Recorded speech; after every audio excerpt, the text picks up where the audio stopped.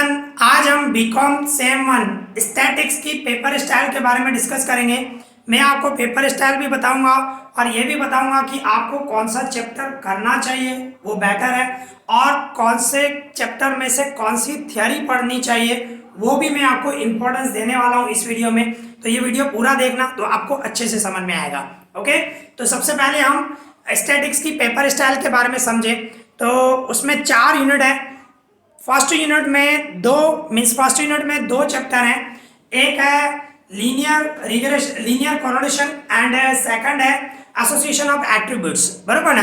तो वो यूनिट 1 में से फर्स्ट क्वेश्चन आएगा, और फर्स्ट क्वेश्चन किस तरह आएगा भाई, इस तरह आएगा, ए और बी करके आएगा।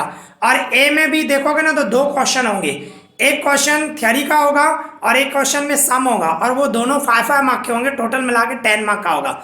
और बी में जो है वो 10 मार्क का एक सम आएगा। इस तरह क्वेश्चन ए, और वो यूनिट 1 में से ही आएगा, ठीक है ना। ये क्वेश्चन 1 है, ए और बी करके आएगा। इसी तरह क्वेश्चन 2 में मीन्स यूनिट 2 जिसमें लीनियर रिग्रेशन है, उसमें भी इसी तरह आने का चांसेस है, ए और बी आएगा इस तरह। और ए में भी आप देखोगे ना तो एक थ्योरी आएगी और एक सम आएगा 5 मार्क का, चांसेस ऐसा है ज़्यादा। ओके, 5 मार्क की थ्योरी आएगी, 5 मार्क का सम आएगा, और बी में एक सम आएगा वो 10 मार्क का होगा। इस टाइप का आने का चांसेस है, और ये लीनियर रिग्रेशन में से आएगा। और इसके बाद हमारे पास क्वेश्चन 3 जो है बिजनेस फोरकास्टिंग, यूनिट 3 में से आएगा। उसमें से ए में थ्योरी आएगी, चांसेस ऐसा है, और बी में सम आएगा, और वो भी थ्योरी जो होगी वो 10 मार्क का, और सम भी जो होगा वो एक आएगा 10 मार्क का, इस तरह। और क्वेश्चन 4 जो यूनिट 4 है डेमोग्राफिक मेथड है, तो उसमें भी जो थ्योरी है 10 मार्क के आने के चांसेस है, और सम भी 10 मार्क का, मीन्स ए और बी इस तरह करके आएंगे। तो ये जो 4 क्वेश्चन है वो सेक्शन 1 में आएंगे। आप देख सकते हो ये सेक्शन 1 में, जिसमें आपको अटेम्प्ट एनी 2, कोई भी 2 अटेम्प्ट करने हैं, मतलब क्वेश्चन 1, क्वेश्चन 2, क्वेश्चन 3, क्वेश्चन 4, मतलब ये जो 4 यूनिट है उसमें से कोई भी आप 2 यूनिट करोगे तो आपका कवर हो जाएगा। तो इसमें सबसे पहले मैं आपको प्रायोरिटी दूं तो कौन सा करना चाहिए, मैं आपको ये क्वेश्चन 4 सजेस्ट करूंगा, क्योंकि क्वेश्चन 4 में डेमोग्राफिक मेथड है, और पूरे बुक में डेमोग्राफिक मेथड बहुत ईजी है। आप करोगे तो बेटर है। अगर जो आपको दूसरा चैप्टर करना है तो दूसरा करो, मैं अपनी प्रायोरिटी बता रहा हूँ। ऐसे तो सब इजी हैं, आप मेहनत करो तो सब इजी हैं। तो मैं तभी भी क्वेश्चन 4 को फर्स्ट प्रायोरिटी दूंगा, डेमोग्राफिक मेथड, क्योंकि वो बहुत इजी है और स्टूडेंट 20 आउट ऑफ 20 इजीली ला सकते हैं। और इसके बाद सेकंड प्रायोरिटी मैं दूंगा क्वेश्चन 3 को, जिसमें बिजनेस फोरकास्टिंग, वो भी बहुत इजी है। उसमें 3 मेथड है, और तीनों मेथड आप मेरे चैनल पे देखोगे तो मैंने 5 वीडियो इसके बनाए हुए हैं बिजनेस फोरकास्टिंग। वो 5 वीडियो आप देखोगे तो पूरा चैप्टर कवर हो जाएगा, तो आप देख सकते हो वो, तो वो भी अच्छा है मेरे हिसाब से, वो भी करना चाहिए, ईजी है कहने का मतलब।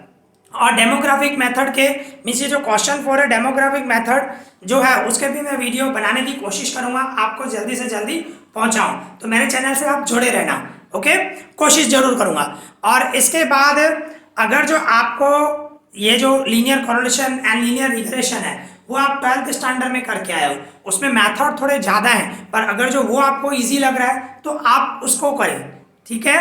वो आपको प्लानिंग करनी है। देखो मैं आपको सिर्फ सजेशन दे सकता हूँ, प्लानिंग आपको करनी है कि कौन सा आपको चैप्टर करना चाहिए, ठीक है। वो आपको पता होगा कौन सा आपको इजी लग रहा है, कौन सा हार्ड लग रहा है। ये मैंने आपको पेपर स्टाइल बताई, उस हिसाब से आप उसको फॉलो करें।